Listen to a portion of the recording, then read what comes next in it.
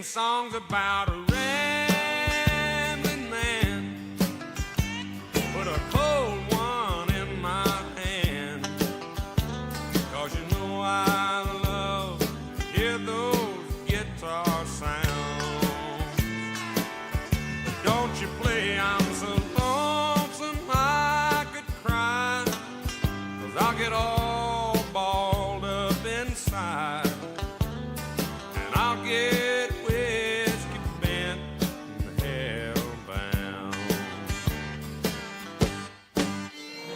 Well, hello and welcome to episode 26 of Cold Beers and Curveballs. I'm Chase Almy, I'm, of course, Steven. and we are riding out this rainy day here in the DFW. Felt like, a little Hank Williams Jr. would kind of fit the droopy mood that we've got going on. It's officially fall. It We is are rolling officially into fall weather. And what a great time to be a baseball fan anywhere except the North Texas area. It's a great time for baseball. And I was finally vindicated for burying the Rangers long ago because they finally died about a week ago. And then, what did they lose? It's Friday. 7 straight? It's Friday morning. It's Yeah. Friday morning. Let's go. Wednesday, yesterday we had the loss of Hugh Hefner, which a lot of you guys who are older will remember that Playboy was kind of a rites of passage. You'd steal your dad's or your dad's friend, depending on who your dad was, if maybe he didn't keep them in the house, and flip through the pictures. Whether you liked him or not, he's a true American innovator and an icon. We'll not get into that on, both sides of it, but it was a bad loss, especially for Corey, because the day before, me and Corey had a graveside service to bury that Austin's Bibbins Dirk shirt that he had made at one of the games. Okay, so true story about my shirt. I'm at a random cafe. I already told you the one random story, but that was irrelevant. I don't want to talk about the ticket. The guy brought up the ticket, and I don't like the ticket. No, I'm at a random cafe in Dallas. I stand up, and I've got my Bim Cirque shirt on. I stand up to leave, and this little old lady says, "Who's on the back of your shirt?" Yeah, because nobody knows. She said, "Tura, who's that? Who's Bibbins Dirks?" Nobody remembers the Bibs. And I said, "Well, okay, so it's this Rangers pitcher, and he's not real big because he's only played in the big leagues 1 year." She's like, "Oh yeah, no, I remember that pitcher. I was like, "Yeah, it's just kind of this, thing I thought was great because nobody's gonna buy his jersey, but I mean, he had a great few games, and went and got it custom made because you had to really dig deep for the Bibbins Jerk stuff." Here's the thing: is about I don't know.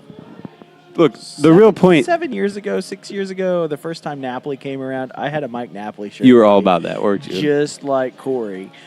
So if you're ever in the market to have a custom shirt made for a jersey that doesn't exist, I'm gonna get me a Ryan Rua shirt. Don't ask like the Corey. greatest Ryan Rua. Give me a no. Who's that other guy? Drew Robinson. I'm gonna give me some Drew Robinson shirt. Yeah. Get you one of those. No. He's pretty good. He could actually be somebody. Yeah. No. It was like that was one of the greatest weeks in Rangers for the Rangers this year. Was when they went on a win streak and nobody thought they could beat the Nationals. And they had a losing streak, and then all of a sudden they start beating the Nationals, and Bibbins Dirks outpitched Scherzer. Right. I mean, that was pretty much peak Bibbins Dirk, peak Texas Rangers. So yeah, I got it. I thought it was great times. So here's where we're at now. We have 3 days left of regular season. Where we're at is at 84 Point Coffee, 84 honoring National Coffee Day. We were doing a different brew today. Yeah, we're doing the cold brews and curveballs instead of cold beers and curveballs today. But no, we got 3 days left of baseball. Not for the Rangers. They died about 2 weeks ago. 3 days worth of... And it's going to be a good 3 days. It's going to be because there's some interesting things going on. So the the NL picture is pretty much all summed up. You've got the Nationals, and you've got the Dodgers and the Cubs. They've all clinched their divisions. LA got the number 1 spot, the Nationals number 2, and the Cubs clinching the last of them. I believe it was 2 days ago against the Cardinals. So they're in the number 3 spot. Was it 2 days ago or 1 day or last night? They didn't clinch. They clinched on Wednesday. So That was a great ending, though. I just can't remember if it was last night or 2 days ago. Cardinals went to extras against the Cubs. Yes, Cardinals' playoff hopes depended on them winning out. Right. They had the slimmest of margins. So they've got that little last glimmer of hope. They're playing well against the Cubs, who are good. They get it into extras. Cubs go ahead by 2-1 in the 11th inning. And then Cardinals get runners on, hit a ball all the way, would have been a home run, but Leonis Martin, the Rangers great, ended up robbing that home run, and the game was over just like that, and so was their playoff hopes. Right. On a, home run robbing catch in center field. That was a pretty cool ending, I thought, or a pretty terrible ending. Exactly. The number 1 spot on the wild card is filled up with the Arizona Diamondbacks. Yeah, they've had a great year. The Rockies, they could clinch tonight if they win. That if they win and Milwaukee loses, that would put them into that 4th spot. For sure. Or in the 5th spot, sorry. So it would be, L.A., Nationals, Cubs, Arizona, Rockies, 1 through 5. Right, so Diamondbacks and Rockies They would play the one card. we're putting that at basically 90% chance. Yeah. The Brewers have to win out to pass the Rockies and get help. Right. It would be a sweep. It would have to be a sweep on both sides. Yeah, and so the Rockies would have to be swept, and the Brewers absolutely would have to sweep. And so what we were talking about pre-show was how, what we're talking July when everybody went on that giant win streak, or was that early August? Was that right after the All-Star break or right before? The Dodgers went up until about middle of July. It looked like and it still looks like it's going to be the NL West. So the Dodgers, the Diamondbacks, and the Rockies all won like 12 out of 13 games, basically. Put this giant gap, and so It seemed like that gap between the Rockies for the wild card and anybody else, the Brewers or the Cardinals, we were talking about them. No. It was monumental. Right. Well, I remember early on in the season, right about. So that gap has finally closed a bit, but it seems like that was an accurate prediction. Those teams didn't completely die, completely tank, completely fall apart. We talked about the Brewers there with Eric Thames coming over from Korea. For sure. No, they were really hot early. And then we talked about the Cardinals even with the GM saying, hey, if shit doesn't turn around, we're going to start. The Cardinals look really terrible early, getting things done, which will be interesting to see at the end of this season what goes forth. Matheny may be on the fence. Could here. be, but if we're going to talk NL Central, the Cubs, the fact that we talked about the whole World Series hangover deal, right? The Cubs there hasn't. I don't think there's been a World Series winner make the playoffs in next year. Hasn't it been like a complete drop out of the playoffs for several straight years? There's been, or win their division. Is that it? Yeah, they've been in the playoff race. If you think about it, like in the 90s, there seems to be a constant drop for the last 5 or 10 years or whatever it is. So that's fairly significant. In the 90s, you had the repeat Yankees, teams, Yankees and the Yankees and the Yankees. It seemed like that was all the time. But no, we talked about all of that early on, and so the NL's pretty well stayed in place. Yeah, do you want to stay there and talk about that matchup with the Nationals Cubs? That'd be a good one, I think. That'll be a really interesting one, especially since Bryce Harper's back, but they set Bryce Harper. Right now, the point is, keep resting, right? Right. But I think there may be a little bit more. You think he's rusty? I think there may be a little bit more to that injury and a little bit more in timing and coming back that's a little off right now. You're saying he could have kind of pulled a Beltre where come back when it's significant and then it's completely wrapped up because Beltre's not playing anymore. Beltre was playing hurt a few days ago when we still had a chance. Right. That injury was significant. Maybe there's rust. Maybe Harper. That's going to be important. Right, and I think right now the Cubs have hit their stride at the right time. Yeah, no, it's they totally kind of coasted through. They stayed within reach of everything through the first 3 quarters of the season. Yeah, and this last quarter of it, they've just been on fire. How's Arrieta pitching? Arrieta's been okay. He's getting better because he was god awful early in the season. Right. He was just getting hit for 8 home runs in 2 innings or something. Arrieta being a Plano East prospect, like a North Texas guy. Lackey and Lester. Lester's been hot and cold, but Lester seemed to have adjusted. Addison Russell's been pretty good, I think. Javi Baez is great. Their offense is on fire, and Yeah. that's what it's going to have to take because you've got to face Scherzer, Gio Gonzalez, you've got to face Strasburg. You've got a hard 3 to 4 games. What kind of strategy would there be to go? Because, okay, Scherzer's clearly better, but the difference between Scherzer on a good day and Strasburg on a good day is not monumental. And so what kind of maybe the Nationals would go Strasburg first?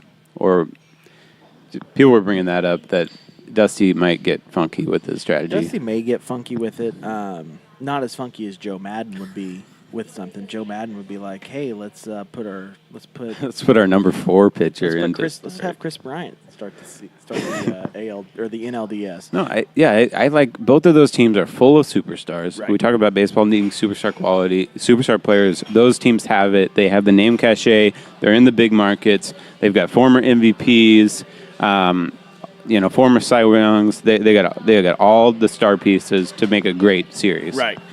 I'm. Dodgers, Diamondbacks, or Rockies could be great too.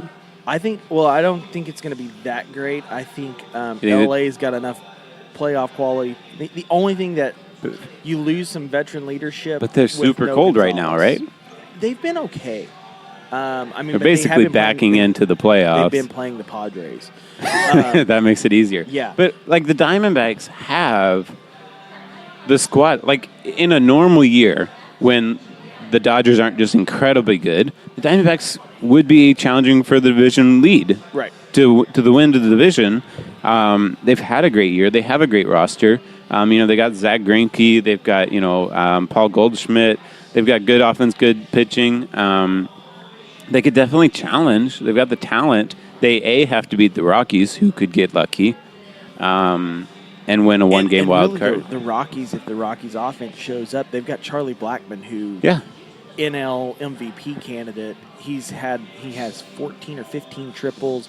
He's got 33 home People have been runs. talking about the Rockies' offense is very inflated because of Coors Field. Yeah. So, we're they've saying, been hey, doing this it- game is but probably they've going to been be in doing it- Arizona, which is also high altitude. Either way, it doesn't matter. But But they've been doing it on the road. yeah, hey, So that's the thing. that's the beauty of the wild card is I that think- anybody can win. If you were a defensive player, what you're hoping for the NLCS is Dodgers Nationals. If you were a pitching fanatic, if that's what gets your rocks off in baseball is pitching, you're going to hope for a Dodgers Nationals. Because, tell me, what kind of night for pitching are you going to have? Max Scherzer versus Clayton Kershaw. Dude, exactly. That's your 2 Cy Young candidates. Steven Strasburg versus Yu Darvish.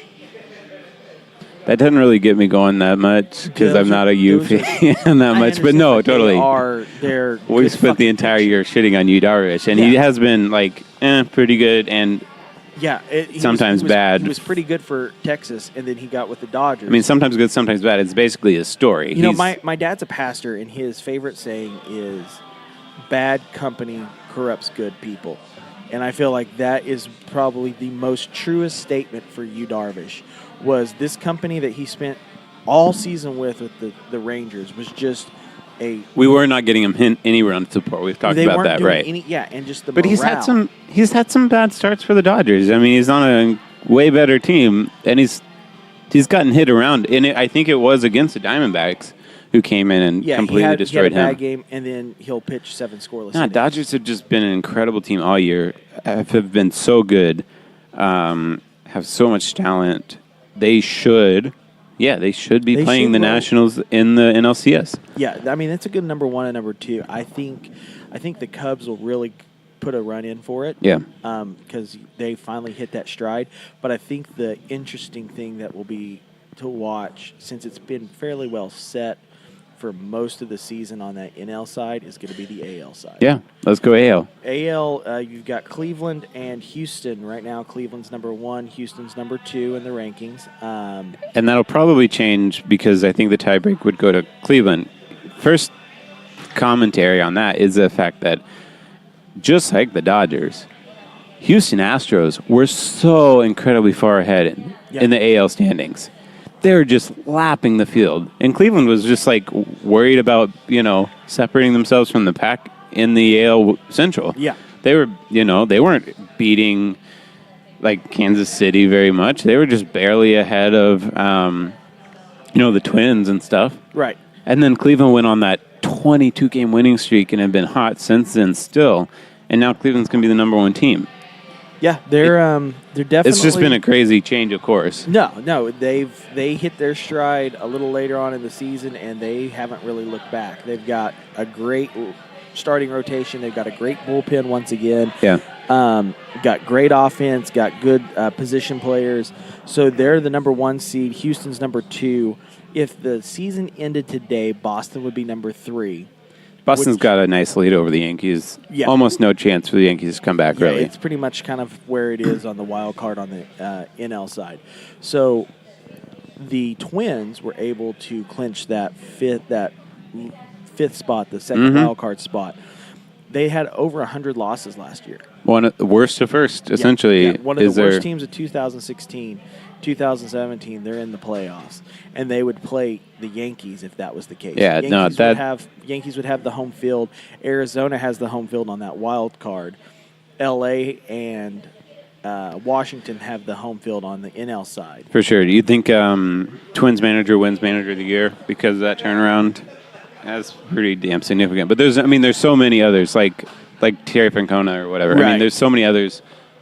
There have been great performances from teams. I would say probably A.J. Hinch should Yeah. be in the manager of the year. Yeah, there's a lot of good ones. But no, that is an incredible turnaround. And it's not even – so there was an article just recently I read about Byron Buxton getting his swing changed around because he's that Twins number one prospect, and his center field ability as a defensive ability is so great that they've stuck with him. I think he's had like a 170 batting average basically for most of the year. But apparently he's been working with that hitting coach over there, and they finally regrooved it. And if you break the statistics to like post, I don't know, after August 15th or something, he's really getting hot now. Yeah. So that's kind of significant on there. The Yankees, Aaron Judge, the Yankees have such a powerful lineup if they get going. Aaron Judge hit 51 home runs already. It's the Yankees. Baseball needs them to be in the playoffs, and I'd say it would be definitely an upset for the Twins to sneak by them in the wild card, and then that's going to be good. I mean, the Cleveland Indians have the incredible pitching, and the Yankees have the incredible hitting. Yeah, the Yankees' offense is what's really carried them through the season. I think the Red Sox right now are 12, or the Astros are 12-2 against the Red Sox this year. I guess overall right now, for fairly the past few significant. seasons, they're 12-2. Yeah, that's huge. But I think they're going to be able to come closer with Chris Sale. I think David Price is back on track. They've got a lot of stuff. Their bullpen's looking good. Mm-hmm. I think that series to me is going to be a more interesting series than the Cleveland Yankees or Cleveland Twins. I don't think either team's going to be able to hold up with Cleveland. I agree, but I don't really see those Boston cheaters doing anything against the Houston Astros. No. So here's an interesting thing. So MLB, Boston's got some talent, but they do. I Every don't day, think it's enough. Every day, MLB.com's been putting out the postseason picture. Sure. So it basically changes with whatever happens in the games. Leonis Martin, old Rangers, playing for the Cubs now. Yeah. Robs the home run last night, the game tying one. But here's the deal: is there could still be a 2 teams tie for the division with the Yankees and Red Sox. Yeah, it's true. So if the Red Sox and Yankees finish the year in a tie for the AL East, they would play a 1-game tiebreaker on Monday. Home field advantage would go to the club with the better head-to-head record. The Yankees won the season series 11-8, so it would be played at Yankee Stadium. Yeah. The winner of the game would advance to the division series, and the loser would play the wild card game on Tuesday. So they would have a back-to-back game Right. with a travel. That's what would happen. That's the challenge of having 163 games is if you got that tie in there. So now you have you also have the home field advantage for LCS and DS. Best record in AL is that race with the Astros and Indians. I think it's going to end up being Cleveland. I think Cleveland's just they're in that situation. It's going to be a interesting next 3 days, and it's going to be a fun weekend of baseball. Yeah, no, I totally. I'm more interested in the AL, the series in the AL, but I'm more interested in that wild card game, Diamondbacks Rockies. But we've been talking. It's been a very clear case of we've had a couple juggernauts in the the baseball standings, and so it's the playoff picture is pretty wrapped up. So what I think is really interesting going forth is if the season. So basically, unless something happens, the Red Sox are going to win. So the Red Sox are playing 3 games against the Astros this week, and then we'll turn right around and play 5 more games with them. That's impressive, yeah. So the Astros, the way the season ends. So it's basically the season ends at Fenway. If everything happens, and they go right. Yeah, they'll go right to Houston and play again. You've got the Yankees. So we should really be watching Houston and Boston. Yeah, the Yankees are playing the Blue Jays, so they still have the chance to win there. I mean, the Blue Jays have been shit this year. I think their offense has been fine the last couple of games, so I think they probably get one. So the Brewers are playing the Cardinals, which could really help out their push to, maybe get somewhere instead of the Rockies got the Dodgers. No, that is true. Yeah, it's tough. The Dodgers. It's not like the Cardinals are just going to roll over. It's a division opponent. I know I'm going to get their season's over now, but right. I think though, with that being said, and them starting to look towards next season, the race drive to play, maybe not there for the Cardinals. Yeah, which could give a sweep for the Brewers. Yeah, but see, to me, that just doesn't make sense to pull the Rangers. Their playoff hopes were dashed, say, with 10 games left or whatever, when we lost to the A's. That gives it a significant enough time to where you play all your young guys. When you're just talking about 2 or 3 games for the Cardinals' sake, just stick with your lineups, finish up the season, boom, you're done. Right. So, yeah, that's the thing. Any significant injuries right now within the teams that are actually making a push, Bryce Harper was out of the lineup yesterday for Washington, still dealing with that knee injury. They're saying precautionary rest. Not sure if that's really the case or if it's something that we're going to keep you on ice until we need you. Let's get you, because they're set. That's a mindset I completely agree with. Is just let's just chill. Just wait. Give him 5 days rest. Unless the thing is, he has in his playoff history, he's had some disappointing times when he's been so incredibly good and not truly that incredible in the playoffs. This is part of what makes your legacy is your playoff performance. Now, if he's rusty because of all this off time and he has another bad playoffs, it really doesn't help. Right. No, he's, he might end up being one of those Tony Romos of baseball where, a great player just never had the title, never had the... Right, and that's the case with Clayton Kershaw. And that's what people have ragged on him for not having good enough playoff performances. I think part of it is being overworked, like running on 4 days rest constantly. Right. The Dodgers have a rotation that is deep enough that they're not going to need to rush him. They can go 4 deep every single time. Right. Because they were putting him in the bullpen to win that game against the Nationals or whatever last year. And that's something that's commonplace though now in baseball. Sure, I mean you've got them, use them. Yeah. It's kind of a do or die situation. I remember back when the Rangers were making their push back seems like many, many moons ago, and they would put C.J. Wilson or Colby Lewis. They would get them out there warming up in these situations where, hey, we may need you to throw us 2 innings. Mm-hmm. We may need an inning and a half out of you. So I think that's something that's interesting. Speaking of, yeah, sorry, go ahead. Bryce Harper, they're resting him. He may not play any this weekend. He may come in a pinch hit situation, but that'll give him extra 5 days rest. So maybe he can come out fresh. One person that, has had an up and down season, but has always had some veteran leadership on the Dodgers is Adrian Gonzalez, who's been shut down for the rest of the season. Yeah. I think, he could show up for you. He could give you one of those Kirk Gibson, let's take you on in. I'll limp out here and crank a home run, but that doesn't look like that's going to happen. Yeah, I think having him as a veteran around is about as good a thing as you can expect from him. Right.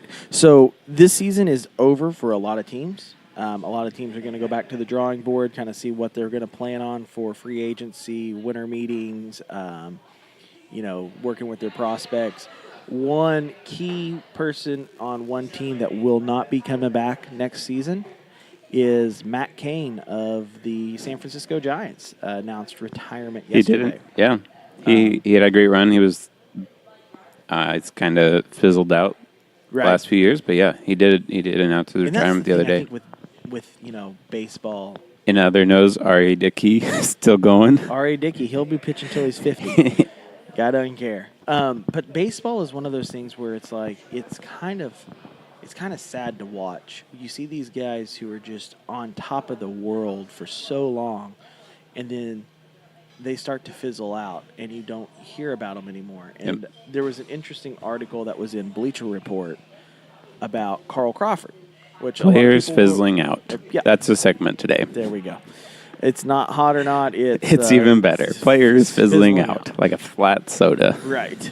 So Carl Crawford. A lot of people remember Carl Crawford. He got the big deal with Boston. It was, I believe, like $122 million or something, $143 million. Got his huge payday. Right. I mean, he was great. He was on the Rays, right? He was on the Rays, and then he went to. Yeah, and then he got paid or traded to the Red Sox. Boston I mean, he was playing for a contender. agency. Did he win a World Series with Boston? Or his timing wasn't quite right. It was maybe Boston trying to stay good. I think he won one with Boston. The post like Manny Ramirez Boston needed to stay good. They had Carl Crawford. Yeah. All this stuff. I mean, yeah, Boston has been good for a while now. About 5 years into his deal and losing season for Boston, they dump $250 million. That's with a B. $1 billion of their payroll. And that was actually part of. I don't know if we just looked it over or did we talk about how remember when the Dodgers were down so like they got a change in ownership, they got a change in management, and their payroll looked terrible. They were playing terrible, but they got that infusion of Adrian Gonzalez, Carl Crawford. Yeah, that was the big trade. It was a huge trade that it didn't really truly make financial sense long term. And you even look at the players. They're not really riding those players still. They've just got Gonzalez. They had but mentally, the Dodgers signaled, hey, we're not, like, we are big market. We are the Dodgers. We are going to win, damn it. Right. And so that was a significant trade for the Dodgers' history. Yeah. They traded off Adrian Gonzalez, Carl Crawford, Josh Beckett were the three major names. Nobody of significance. To the Red Sox. Red Sox picked up James Loney, who is playing, I think, independent ball now. Alan Webster, whatever that is. Yvonne DeJesus. DeJesus. No, the Red Sox have had good prospects come in their own system, but this trade they did not get good prospects. So that was how they did it, was they took $250 million out of their payroll, said, hey, Magic, go have this. And they started to rebuild. Yeah, and they've successfully rebuilt. So Carl Crawford was among one of them. There was two big people that year that the Dodgers... Big like Eric Thames big? No, like in a different way. Brian Wilson and Carl Crawford were both released that year. This is 2015? Yeah. 2 years ago, yeah. They released both of them for their playing. they basically said, we're going to pay you $22 million a year, Carl Crawford, to not play baseball. Surely something in the organization. Now, we're far removed from it. I wasn't paying enough attention back then to any articles that would have been written, or why I paid that much attention to the Dodgers 2 years ago. But surely within the organization, there had to be, like, to give up on somebody like that. You have even like Josh Hamilton with that kind of giant contract where you're just like, let's just give up on him this year. There's really no chance. Like, he's just going to get injured. Who cares if we're going to ride that again? Right. There's so much talent there potentially. Do you think he's essentially? Do you have his age? I don't know if Carl He's Crawford. not that. He's not that old. He would be like 35, right? Yeah, he's in his 30s. He should be able to keep. He should be able to, because he would be at the very end of that contract. And it to me, when you were telling me the rest of that story, and you're going to give the quote in just a second, it's like, hey, haha, I'm hurt, I'm done. Like, to me, it was kind of a fake injury, is what my mind crossed, and I don't want to, get a call from Carl Crawford saying, hey, why are you disparaging my name like this? But it was like when you talked about how he would get a hamstring injury randomly every year. He basically said, it seemed like he was half-assing it and just kind of, it was like, okay, cool, I got my money, I'm done. he said, it just seems like my hamstring started hurting one day and it never stopped. And- He said, then you compensate and something else hurts. He went, he had 15 seasons. He was a 4-time All-Star. He batted .290, .330, .435 with 136 home runs, 766 RBIs, and 480 steals. He was with Tampa Bay 4 times between 2003 and 2007. He led the American League in steals. 4 other times he led the league in triples. He hit .345 against Boston in the 2008 AL Championship Series and hit 2 home runs in the World Series against Philadelphia for the Rays. He was the most valuable player in 2009 and the Silver Slugger and Gold Glove in 2010. He's born in 81, so he'd be 36 years old. So, yeah, he's definitely in the washed-up part. But, yeah, he was incredible. He was the classic, you want a hitting, fast outfielder. Yeah. And he was a number 1 pick, 15th, 16th overall. So he was a great, he wasn't a surprise prospect. It's quite a fizzle. What's that quote about? He's living in Houston now? He lives in Houston, outside of Houston, in kind of like a compound almost, a big wall. Can't really see him. But he was saying that every time he stole, after that, when he started to notice the decline, he would steal 15 bases, and then he'd get hurt, and he'd be right at 15. I think that was part of it. It was like the whole let's get a little milestone. I don't know. It just reads funny to me. So he went from all of that 230, 230, 385, all those numbers, to hitting 185 batting average with a 230 on base percentage. Those are Rougned Odor numbers. Yep. And they owed him they released him in 2016, and they swallowed $35 million that they owed him. Yeah. The Baltimore Orioles and Phillies, they had reached out to him, but they would basically say, nah. We looked at it. I think essentially the reason he's not been asked to under contract to keep trying is because the Dodgers had a good enough farm system, enough players ready and skilled to fill in all those positions. They needed to get rid of the dead weight. Right. So a lot of people on other teams, he'd be still kind of, hey, do we get rid of him yet? Yeah, they're on lower market, low level teams, he would still be something, kind of a piece to keep around to draw seats. Right. But a lot of people have been asking him now since you're getting paid almost $22 million.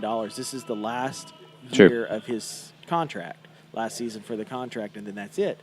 And he was like, I'm not lonely. He said, I had a cousin that I haven't spoke to in a while and called and said, talk to me, how are you doing? And he was like, I'm fine. He's like, I'm not depressed. It's not the case at all. He said, I did my best. I got rewarded for it. I'm at my crib. I did everything I could, so I come home and I enjoy life. people never see me, and so they take that as I'm depressed and lonely, but that's not the case at all. I enjoy the comfort of my home, and I'm not worried about the outside. It's one of those things that you see him and you see Brian Wilson and you see now Matt Cain, all of these great giants who were not just San Francisco Giants, but giants in the baseball world that were huge. Yep. Now are absolutely nowhere to be found, and that's one of the things about That's what happens 5 years or 10 years down the road, though. I mean, it's been a while since those guys were great. And I think baseball is one of those sports that you see a lot more of, where basketball, you have players who have a bad season. They're like, guys, I'm done. Like, I don't want to be remembered as this thing that fizzled out. I feel like you get a lot of those old players who are truly great. And that's what we're talking about, really, is like even, how about Derrick Rose and Dwayne Wade? Right. Those guys are going to keep playing for a while as if Derrick Rose, can run. Right. His knee constantly gets broken. But they're just going to, you can develop a jump shot, potentially. You could develop a jump shot, and you don't have to use your athletic skill quite the same way. Right. The common story is you've got your incredible running back or wide receiver in the NFL. Then they get either the one injury or essentially Father Time catches up, and then now they can't outrun the defensive backs. Right. If they weren't 6'2", a giant receiver, and you now all of a sudden you can't outrun people, then you're not good for anything. Right. Essentially, that's what happened to Darrell Rivas. He had a pretty good year, and then all of a sudden he's lost his step. If he can't catch any wide receiver, then he's no good for the. And I think that's one of the reasons why we have more people who hold on to little glimmers of hope in baseball as opposed to football. Right. Is you can't take a wide receiver, in theory, you can't take a wide receiver and say, all right, you're not as fast anymore. Start coming and being a quarterback, kind of transform. Right. Yeah. So, you have players that were like Jason Mott, who started out as a catcher, broke his thumb, and they said, during a batting deal, was never going to be able to bat again. So they were like, hey, why don't we convert you to a pitcher, and you can live that life? Yeah. I believe it was Rick Ankiel. Totally, for the Cardinals. Yeah, who was a pitcher, converted. Who just lost his shit in. It was so funny for me because once he revived his career as a hitter, at an outfielder, I mean, he had skills, definitely. I still remember because just in the game, for the PlayStation game, MLB or MVP 2004, the show, I played as the Cardinals constantly because I loved Albert Pujols back then. I thought he was incredible. Maybe their best right-hander to ever play. Right-hander hitter. One of the most incredible hitters. And then, for some reason, the whole, Jim Edmonds was a speedy outfielder. For some reason, that roster just, hey, that was perfect. And they were just really good. I was probably playing on the easy, okay, they got a great roster. Yeah. But, no, I always remembered Ankiel as that pitcher. And then, I don't pay that much attention to their season. And then all of a sudden, he's revived as this incredible hitter. Outfielder. And that's why I think there's more hope in baseball. And you see these guys who, you've got Will Middlebrooks playing AAA ball for the Rangers, right, who was key to a lot of stuff going on in Boston one year. I mean, yeah. The baseball has a perfect situation in the American League, or even if you're in the National League to get traded into, is just to say, hey, are you still able to hit and run generally fast? Right. Faster than a slow jog to first base. You just be a DH. You don't have to have the bodily skills or the athleticism and go play a position every day. Who knows? Maybe if Carl Crawford wouldn't have been a part of that $250 million trade, if he didn't truly get that big of a payday, he might have. Yeah, he'd still be hitting around. Maybe he could have been. I know his hamstrings are bothering him and whatnot. Yeah. Maybe if he would have stuck around the AL, he could have developed into a DH. Yeah, well, who else's hamstrings are bothering him? Adrian Beltre, but he sticks it out. So, I don't. Yeah, if you've got incredible batting skills, right. I mean, Crawford was as good. Peak Carl Crawford at the plate was as good as peak Beltre. And I think there's players. If you look along history, King Griffey Jr., probably the player of the '90s. Of course, gets traded off to Cincinnati. Yeah. Picked up free Yeah. agency from Cincinnati. I remember coming around third, tears his hamstring. He never was the same. He had a few years that were Yeah. great, high home runs, whatnot. You get players like Pudge Rodriguez, Yeah. bouncing around different teams. It's tough. It is. So, that's one thing that I thought was very interesting this week was they were talking about, you're getting paid $22 million to not be on a team. Yeah. Like, that's got to be depressing. And Yeah. he's totally saying, no, man, like, I did what I did, and now I'm here. It's good at least though that the story simply is people reached out to him and he found out he's fine, because that has happened many times. You get that washed up player who's in different avenues, entertainment or singer or whatever, to where they are depressed late in life because their skills aren't there, or the athleticism's not there, Right. And it can definitely be depressing. So it's good, there's been stories like that, late life suicide or something in that. Junior Seau, one of the ones that, And his might have been it's very much complicated by CTE. Yeah. Well, and we'll actually, if you guys are into that topic, we will be probably discussing that on Drinking with the Boys, because there's been a lot of new information that's come out about that. Yep.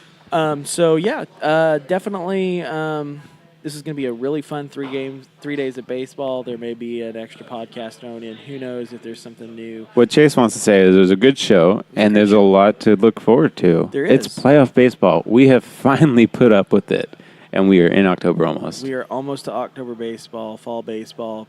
Who knows? That's what it's all about. Corey will probably be drinking some fruity pumpkin spice IPA while he's watching. Do not bash the pumpkin spice IPA. The ALDS. I'm about to be ALDS. slinging a bunch of pumpkin spice. I bet he is. He Mr. Barista Corey over here.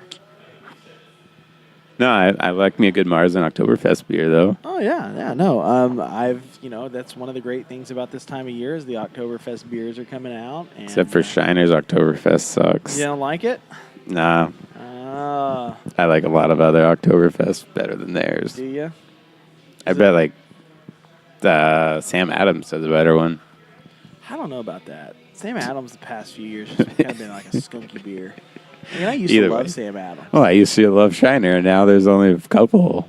Yeah. I don't go to that Oktoberfest anymore. I used to love some that was- Ruby Redbird in the summertime. Mm-hmm. Still like that. Yeah.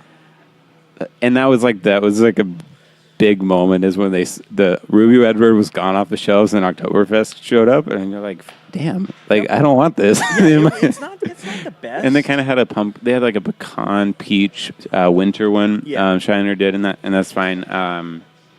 No, basically Shiner is just Shiner plus Ruby Redbird to me. Yeah. That's what I drink from them. I'm a Shiner Bock. Sometimes every once in a while we'll get this like, I want to have a themed beer with what I'm doing. And I remember Super Bowl last year. It was, the Falcons and the Patriots. I'm a Patriots fan on the AFC side, Cowboys on the NFC side. And I was like, I want to buy me some. You're gonna go some Boston Lager I got me stuff. some Boston Lager from Sam Adams. And Kroger down here, which is where we are in Texas, Kroger's a huge deal. My girlfriend had texted me and was like, hey, well, you're buying beer. Can you grab Kleenexes? Because she was a little bit under the weather. And I was like, sure, I'll grab some Kleenex. So I'll show up with my Boston Lager, Sam Adams, and I'm running it through the line. And the great thing about Kroger is Kroger hires people who may have a developmental delay, developmental disability, and there's always this little dude that's always sacking. He has Down syndrome. Really nice guy, but, just kind of keeps to himself, doesn't really say much. And I just remember I was sitting there with my Patriots hat on, and I had this Boston Lager and some Kleenexes, and he looks at me and he goes, you getting that Kleenex so you can get drunk and dry your eyes after the Falcons kick your ass? And I'm like, oh my God, dude, you are the greatest fucker in the world. No, but Like, not even, he didn't Out even of the blue. He didn't even smile, and he wouldn't even look me in the eye. out of the He blue, straight you up ready was for like- the Patriots get killed? He's like, get those Kleenexes for when the Patriots get their ass handed to them. And if it wasn't so damn late and it wasn't closed, I would have gone right back up there and given him the box of Kleenex and been like, here you go, little fucker. when the Patriots the came greatest back. comeback of all times in Yep. sports history. It was pretty damn good. So back to baseball, though. Enjoy some good beers. There's the Oktoberfest going on. Like the beers are already out. And we had like Everybody's Oktoberfest festivals in Grapevine, Addison, and like McKinney here in North Texas. Yeah, definitely. Those are fun. And then the one isn't there one in Munster, I believe? Munster. Maybe that's a German fest that's during the. I feel like Munster's probably a town in Germany. Well, Munster, Texas, which is just There's a Munster, Texas? west of Gainesville. They have a big German fest. Man, I don't know if they have anything an west of Oktoberfest. Gainesville. I'm sorry that you do. Hey, sorry, I drove through there on the way to the Nakona factory. If you were a huge baseball fan, you would be going to the Good on factory Nakona tour. gloves. For sure. But yeah, definitely listen to the other podcast if you're into football, Drinking with the Boys. We do that one weekly, and that one's actually a live broadcast too. Boom, boom. And keep up with us on Facebook, Instagram, Twitter. And until next time, enjoy that beer and enjoy this October baseball that starts on Tuesday. Until then, see you next time.